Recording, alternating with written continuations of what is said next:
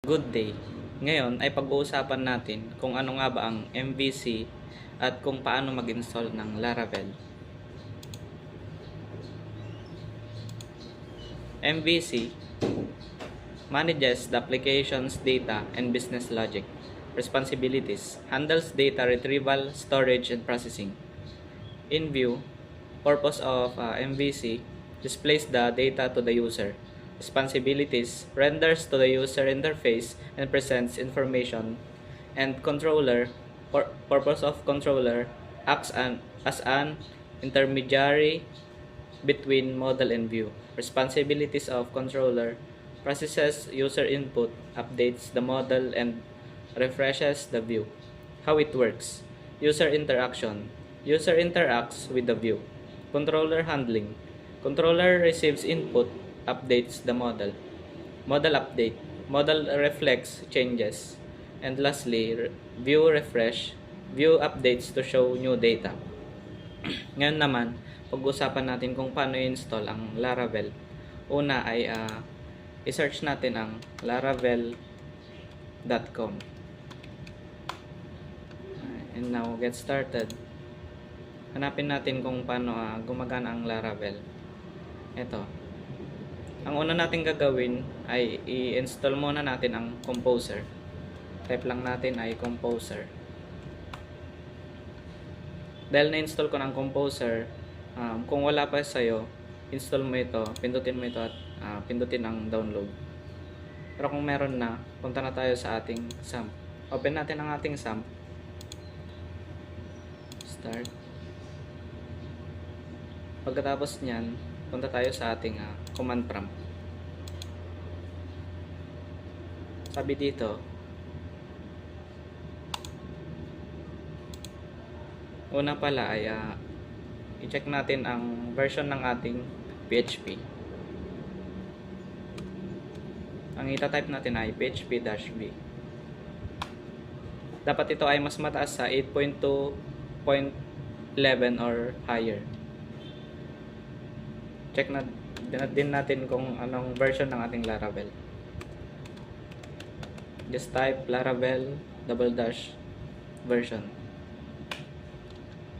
Ang ating Laravel na install ating laptop ay 5.8.3. Ngayon naman ay pupunta tayo sa ating Visual Studio Code. And then create open folder. Punta tayo sa ating SAMP, htdocs, new folder, kung anong gusto nating folder, SIA 3C. Select folder.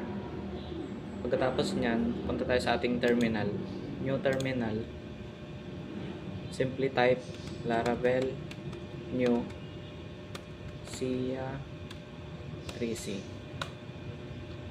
Ayan, wait lang natin. Tas, would you like to install a starter kit? None. Which testing framework do you prefer? 0.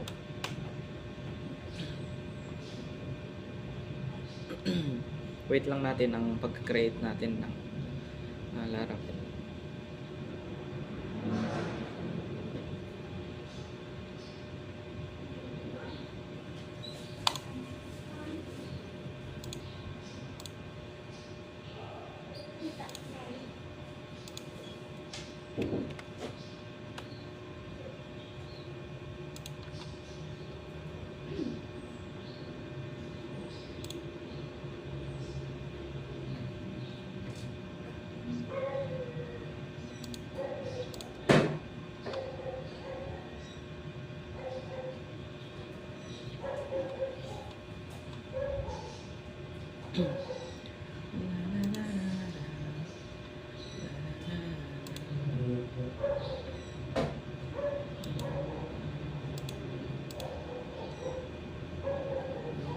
Can take one more step towards you. All that's waiting here.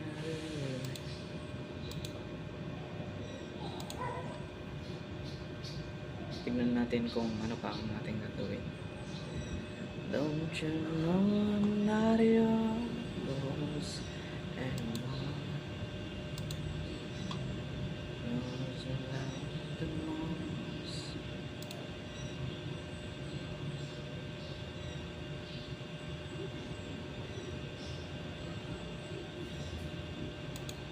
Ayan, meron na ang ibang default file sa ating VS Studio.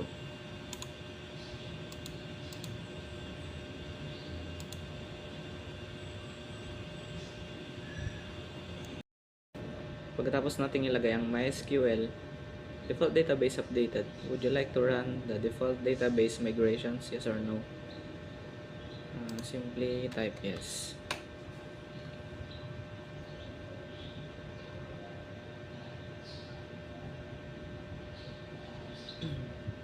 Wait lang natin saglit.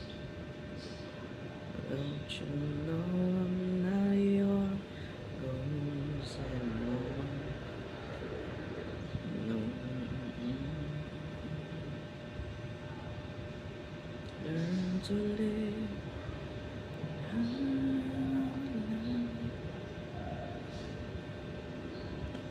Now you want me one more time.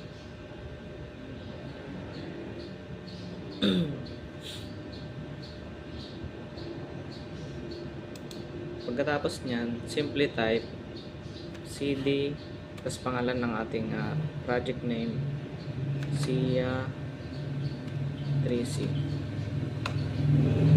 Then sa baba, type lang natin PHP artisan serve. And then kapag may nagpakita ng host, simply copy it. And then punta tayo dito, paste natin. Ayan, na-install na natin ang ating Laravel. Ngayon naman ay gagawin natin ang simple root blade. Una, punta tayo sa ating Visual Studio Code. Hanapin natin ang routes, and then sa web app, simply copy this code and then paste natin sa baba. Lagyan natin ng ilalagay natin mamaya sa ating post, hello. Ayan, palitan natin to, echo, single quote, welcome to the Philippines. Ayan, plus simply save, and then balik tayo sa ating Laravel. Dagdagan natin dash hello. At ayan na nga, lumabas na.